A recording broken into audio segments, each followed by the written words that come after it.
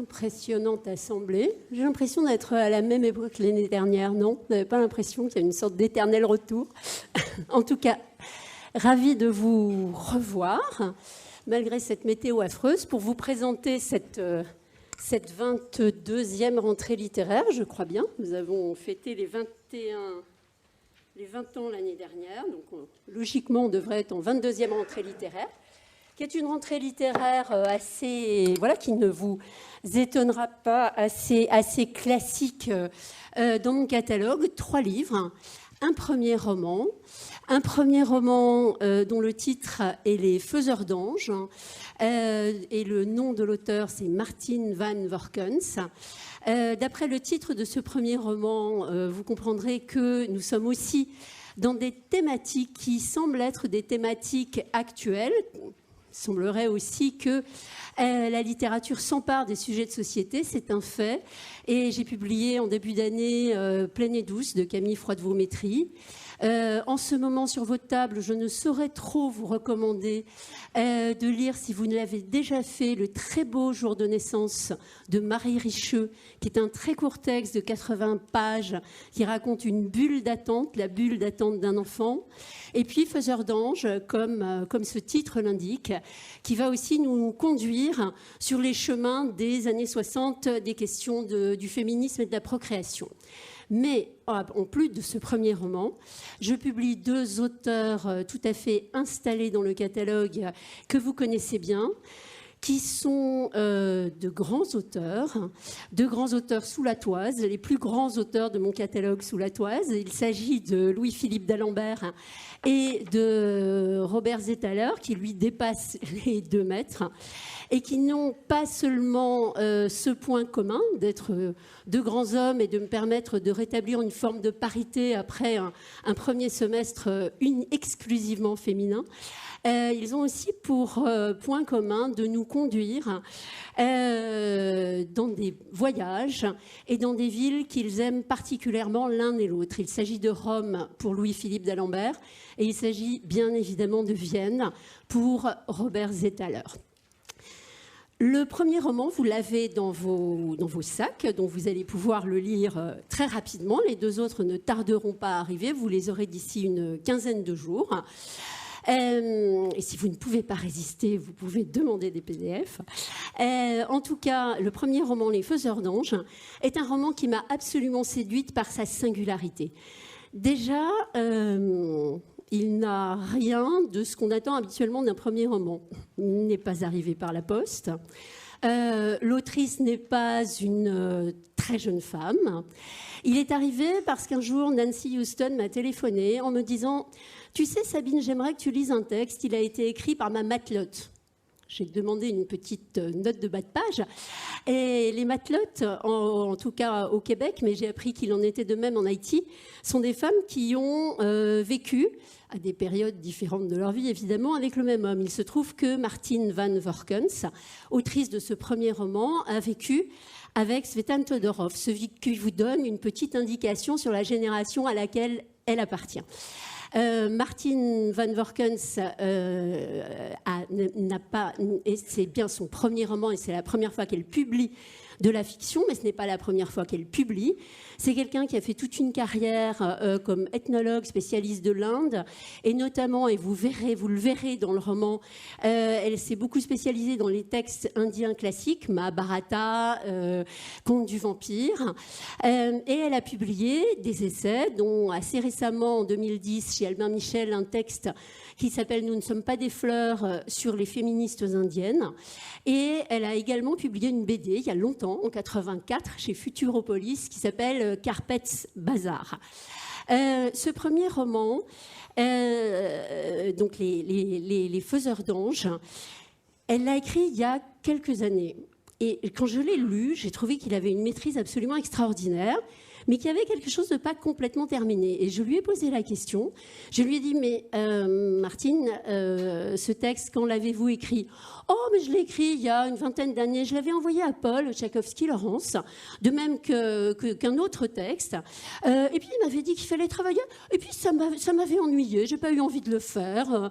J'ai laissé tomber. Mais là, j'ai un peu de temps. Donc, j'ai suivi le conseil de Nancy. Je vous l'ai envoyé. Ce qui vous dit déjà quelque chose sur le personnage qui écrit, comme souvent, une fiction qui lui ressemble, c'est-à-dire une fiction apparemment désinvolte, assez provocatrice et qui ne s'inscrit pas du tout, mais alors pas du tout, dans un féminisme victimaire. La première scène des Faiseurs d'Anges, on est dans un service d'obstétrique à la Pitié-Salpêtrière, et l'héroïne, le personnage principal, qui s'appelle Jeanne Blade, consulte. On est en 1966 pour d'épouvantables maux de ventre qui ne la lâchent pas depuis 4 ans. Le Ponte, le professeur de chirurgie, lui dit qu'il va falloir opérer, donc la nouvelle est lourde, plombante. Malgré ça, elle observe, elle est d'une curiosité insatiable, elle est aussi d'une ironie assez incroyable, parce que rien ne lui échappe. Rien ne lui échappe, et notamment le paternalisme épouvantable de ce prof de médecine qui lui parle à cette jeune femme qu'elle est, elle a 21 ans, comme à une espèce de petite fille prise en faute, et qui parle évidemment plus à ses étudiants qui font cours autour de lui qu'à elle-même. L'opération a lieu à la Salpêtrière, et à l'issue de l'opération, elle apprend que d'ici une petite semaine, sa stérilité serait irréversible. L'homme qu'elle aime à ce moment-là ne veut pas d'enfant, c'est un réfugié grec, un réfugié de la dictature grecque. Et là, on pourrait penser qu'on va plonger dans une introspection pour analyser le drame que c'est, mais pas du tout. Il y a une ellipse narrative absolument incroyable, et on va retrouver Jeanne Blade des années après. Elle va nous raconter ce qui s'est passé pendant cette période et pourquoi est-ce qu'elle est arrivée à cette opération qui l'a conduite à cette situation tragique. C'était évidemment un avortement clandestin, et c'était évidemment un avortement clandestin opéré dans les conditions les pires par son petit ami qui lui-même était fils de gynécologue, lequel gynécologue ne voulait pas prendre de risques, donc il a préféré indiquer la méthode à son fils. Voilà. Donc on est dans ces années-là, on est dans ces époques-là, et donc on la retrouve des années plus tard, après cette grande ellipse narrative, où on la retrouve en grande conversation. Et c'est une des choses qui m'a le plus séduite dans ce livre, c'est le dispositif narratif. Elle est en grande conversation avec une femme qui s'appelle la Melbrun, qui est une sorte de gitane absolument démonstrative, mais qui est un personnage imaginaire. Pour ceux qui vivent en Picardie, vous savez peut-être que la Melbrun est une espèce de figure locale, un esprit tatillon, critique, ironique, qui parle toujours des autres à la troisième personne, et qui a toujours une sorte d'humour et de distance. Donc, Jeanne raconte sa vie à cette Melbrun.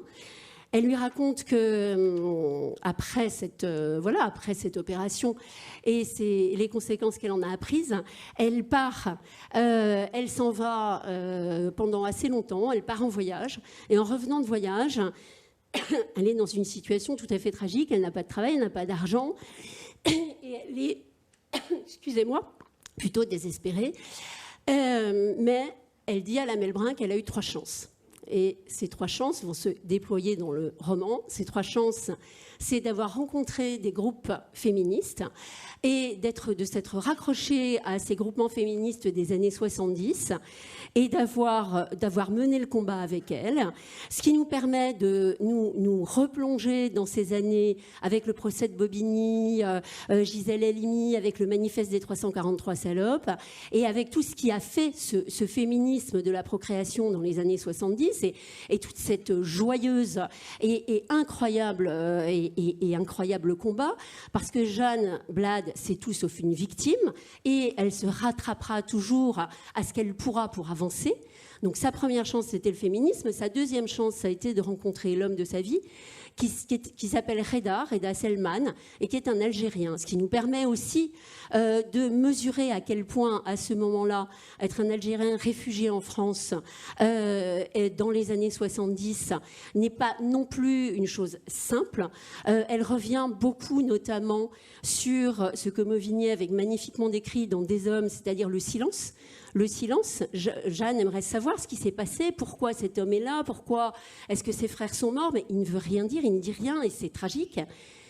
Et puis, Jeanne, en plus de cette rencontre avec cet homme-là, a une troisième chance, elle a finalement eu un enfant. Elle a finalement eu un enfant par PMA, ce qui nous ramène au livre de Camille Froidevaux-Métry. Et elle nous raconte évidemment les débuts de la PMA, c'est à Clamart en 1982. Le dispositif narratif, c'est de parler à des êtres imaginaires. Il y a un être imaginaire, donc, qui est la Melbrun, mais il y en a un autre, qui s'appelle l'enfant bleu, le petit Krishna, le joueur de flûte. Là, on retrouve son tropisme, le tropisme de l'auteur pour la littérature indienne classique. Et l'enfant bleu, et ça m'a beaucoup intéressée, parce que je n'avais jamais rien lu dans un roman, mais peut-être en connaissez-vous, qui parle de ça, de ces fantômes, de ces enfants qui ne sont pas nés, mais qui hantent les mères qui ne sont pas devenues mères, puisque les enfants ne sont pas nés. Et Jeanne Blade raconte notamment qu'elle s'est reconstruite dans des groupes de parole avec des femmes qui toutes avaient des petits fantômes, et que ce petit fantôme, cet enfant bleu, va lui permettre d'avancer, elle, sur le chemin de la vie. Donc c'est un livre qui est un portrait de femmes magnifiques, et de femmes au pluriel, parce qu'évidemment, elle va croiser des sages-femmes extraordinaires. Il y a la relation avec sa propre mère qui n'est pas simple, et il y a tout aussi ce portrait d'une époque où on parle des droits de la procréation et où on parle beaucoup, où on ne parle pas, mais où on sent la pesanteur, le poids de la guerre d'Algérie en France à ce moment-là. Donc voilà, Les Faiseurs d'anges, premièrement. Je vous emmène à Rome. Je vous emmène à Rome avec Louis-Philippe d'Alembert. Alors, son livre n'a pas un titre mensonger, il s'appelle « Une histoire romaine ». Ce livre renoue avec la veine de son premier livre publié chez moi, c'est-à-dire Avant que les ombres s'effacent. On est plus dans l'ordre de la saga, du récit familial, que dans l'ordre de l'événement politique, du fait divers, comme avec Mur Méditerranée ou Milwaukee Blues. Louis-Philippe d'Alembert dit volontiers que son équilibre repose sur 3 pieds: Paris, Haïti et l'Italie. Il a beaucoup vécu en Italie. La première fois qu'il est allé en Italie, il a été pensionnaire à la Villa Médicis. Et puis, ensuite, il y a vécu et travaillé pendant une dizaine d'années. Donc c'est vraiment un territoire qu'il connaît bien, et la ville de Rome, il la connaît intimement. Une histoire romaine est en effet une saga familiale qui est racontée du point de vue de la descendante d'une double branche familiale assez singulière. Laura Sabatelli, puisque tel est son nom, est issue à la fois d'une branche d'une lignée aristocratique, évidemment déchue, évidemment décadente, et d'une lignée juive. Le roman est composé de 3 parties. Vous savez que Louis-Philippe, par-delà son ironie et sa manière merveilleuse de nous conduire dans les destins féminins et aussi dans l'histoire, dans la grande histoire, a cette capacité d'écrire des romans extrêmement structurés. Et il va nous emmener dans cette première partie dans la famille de Prétis. On est sur la rive droite du Rhône. C'est le tropisme arlésien qui revient du Tibre, excusez-moi. On est à Rome, donc, sur la rive droite du Tibre, et on est dans un palazzo avec une contessa merveilleuse qui est l'héritière d'une longue lignée qui remonte au XIIIe, XIVe siècle. Et elle ennuie un peu tout le monde avec ses histoires de famille, sauf sa petite fille, Laura, parce qu'elle est fascinée par ce qu'elle lui raconte, qui s'apparente pour elle à des contes et légendes, en fait. Ce sont des histoires mythiques, et la contessa vit toujours comme on vivait dans les siècles passés. Elle ne lâchera jamais rien. Elle n'a pas d'argent, mais elle ne lâchera absolument jamais rien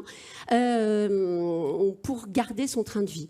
2 fois par mois, elle reçoit tout ce que Rome, tout ce que l'Italie compte de barons, de princes et de comtes, souvent déchus et souvent désargentés, mais on mène tout de même grand train dans ce palazzo-là. Et pour elle, ce qui est important, c'est de ne pas déchoir, et ce qui est important aussi, c'est que sa fille fasse un bon mariage. Sa fille, donc la future mère de Laura Sabatelli. Or, sa fille est, dans les années 70, aussi 60, une espèce de rebelle. Et elle refuse tous les bons partis qui pourtant ferait du bien à la fortune familiale chancelante. Elle refuse tous les bons partis que lui propose sa mère. Mais le jour où quand même elle ramène un Giuseppe qu'elle a rencontré dans une station balnéaire, sa mère se dit, bon, ce type est juif, tant pis.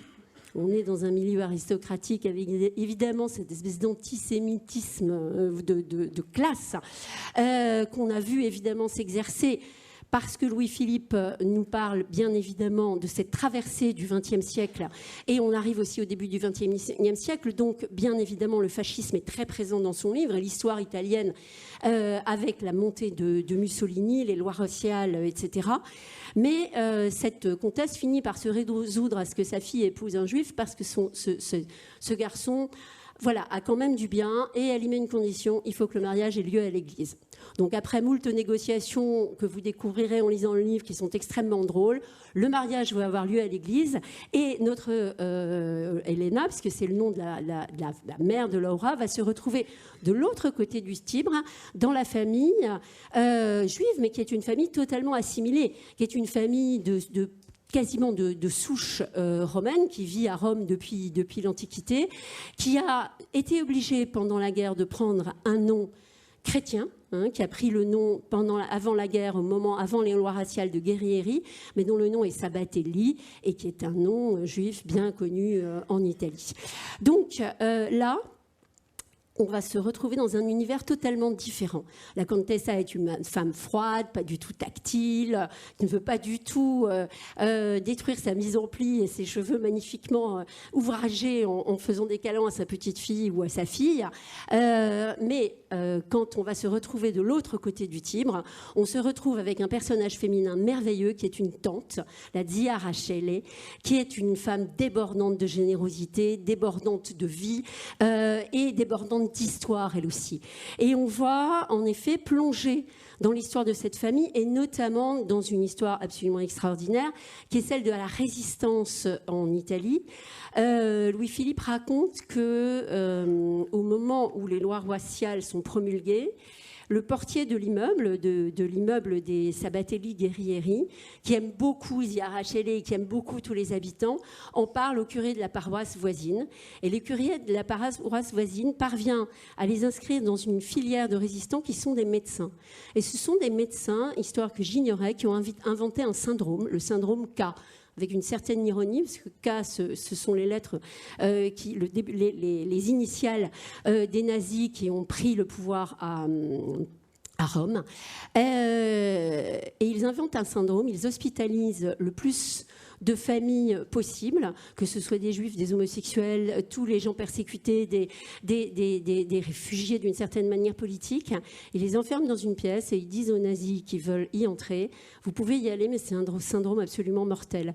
Je veux dire, et à ce moment-là, évidemment, on a prévenu tous ceux qui sont dans la pièce de se mettre à tousser et à geindre. Et en général, les soldats nazis plutôt lâches restent sur le seuil et on arrive à sauver quantité de familles. Donc cette famille a passé pas mal de temps, a été exfiltrée de l'hôpital Fate Bene Fratelli et a vécu après dans un couvent pendant un certain temps. Bref, donc on a une plongée vraiment dans cette Rome des années fascistes. On a une plongée dans la Rome de l'après-guerre, évidemment, avec l'adolescence des parents, mais aussi avec la naissance de Laura et des enfants, laquelle Laura se retrouve, elle, tiraillée entre ces deux ascendances, jouant un peu la rebelle de pacotille pendant les années de politique, pendant les années de plomb, mais finalement ramenée sans cesse à cette ascendance très forte. Et là, on retrouve vraiment les grands thèmes de Louis-Philippe d'Alembert, qui sont aussi ceux de la transmission, et qui finalement se contentera certainement d'être une fille d'eux et aussi de la beauté de Rome, parce que le personnage principal de ce livre, malgré tout, c'est la ville. C'est la ville qui est arpentée, c'est son histoire, c'est sa géographie, ce sont ses couleurs. Donc c'est vraiment un hommage magnifique à la ville de Rome. Je vous laisse tourner les pages pour arriver à Robert Zetaler. Alors Robert Zetaler, le très grand Robert Zetaler, je dois dire que de mon point de vue, ce Café sans nom est certainement le meilleur livre écrit à ce jour. Il vient de paraître en Allemagne, il est paru à la mi-avril, il est déjà premier dans toutes les listes de meilleures ventes. Il est absolument loué par tout le monde, avec des critiques extrêmement drôles qui disent, évidemment, quand un auteur a un tel succès, et Zetaler est un auteur phénoménalement connu en Allemagne, qui a un succès extraordinaire. Quand un auteur a un tel succès, il faut toujours trouver quelque chose à redire. Alors là, les critiques disent, oui, mais alors, il écrit vraiment comme Zetaler, mais est-ce que c'est un mal? Ils répondent eux-mêmes, ben non, finalement, c'est quand même très bien. Donc personne ne trouve rien à redire à ce livre, dans lequel Zetaler renoue avec sa ville natale. Je crois que c'est un livre qui tient beaucoup au cœur de Robert, qui est très important pour lui, qu'il a mis du temps à lire. À écrire, pardon, et qui prend peu de temps à être lu. Enfin, il a 250 pages et vraiment, c'est une plongée dans la Vienne des années 60, là aussi. Et c'est un livre qui lui tient à cœur, et je m'en suis rendu compte parce qu'il m'en parle. Je l'ai vu à Berlin en juillet dernier, et je lui demande de me dire un peu de quoi il s'agit. Et il me dit, mon personnage s'appelle Robert Simon. Donc, j'éclate de rire, je dis, ah ben oui, RS, porte le même nom que toi. Et il était stupéfait, il n'y avait pas pensé, en fait. Donc voilà, enfin, je ne vais pas faire extrapoler sur ce livre-là, mais en tout cas, ce personnage de Robert Simon a quand même pas mal de traits communs avec Robert Zetaler, que je finis par connaître un petit peu et que vous commencez à connaître aussi un petit peu pour avoir lu ses livres. Cette plongée dans Vienne, c'est une plongée dans la Vienne, non pas comme le tabac Trezniak des années 30, mais c'est une plongée dans la Vienne des années 60. Convergence de catalogue, là aussi, on est en 66, comme au début du livre de Martin Van Workens, je n'y peux rien.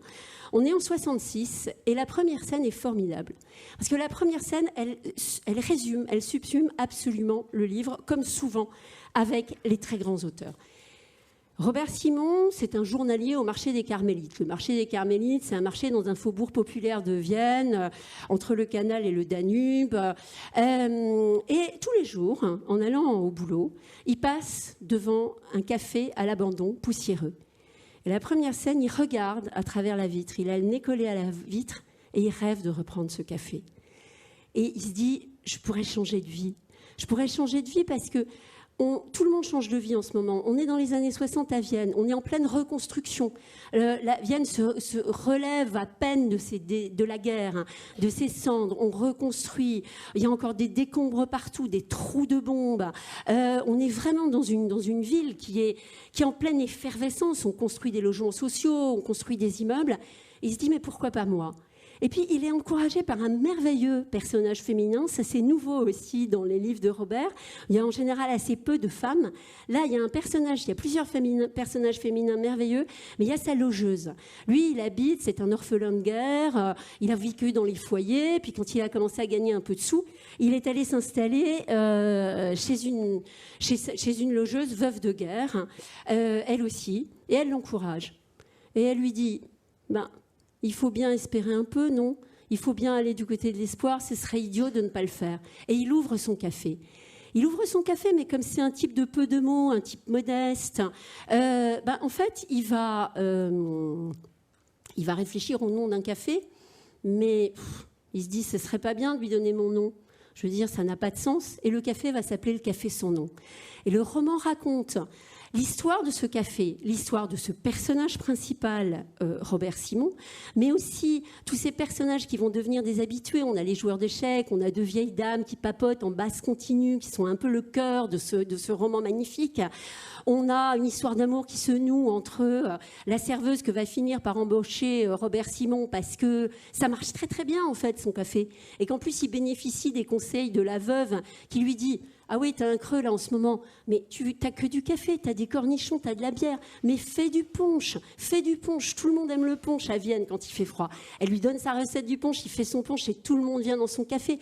Et donc, il y a cette histoire d'amour entre la serveuse, donc il a embauché parce que le café marchait bien, entre la serveuse et un catcheur du marché, alors que lui, Robert, a pas de chance avec les femmes. Il tombe amoureux d'une fille qui est une émigrée yougoslave, mais en fait qui s'avère être une fille totalement instable, une pauvre fille toxicomane, et donc il se dit mais non, je ne peux pas continuer cette histoire d'amour parce que je ne vais pas arriver à la sauver, et puis moi il faut que je m'occupe de mon café. Voilà, on a pendant 10 ans ce portrait d'un café, ce portrait d'une ville extraordinaire, parce que la ville, en même temps, elle est présente tout le temps. Et elle est présente, comme toujours, avec Robert Zetaler, à hauteur de personnage. Elle n'est pas du tout avec un regard surplombant. Une toute petite anecdote, en 1976, la Reichsbrücke, le pont s'effondre. La manière dont Robert le raconte, c'est à travers les yeux d'un ivrogne qui est sur la berge. Et en fait, on a l'impression que c'est une histoire onirique. Et au chapitre d'après, on apprend que le pont s'est vraiment effondré. Donc il y a une maîtrise narrative, une maîtrise romanesque, une tendresse pour cette ville et pour ces personnages qui sont vraiment formidables. C'est un livre que moi je trouve qui m'enchante absolument. Robert Zetaler voyage peu, il a quand même accepté de venir 3 jours en France, donc il sera à Paris début septembre. Voilà, je vous remercie.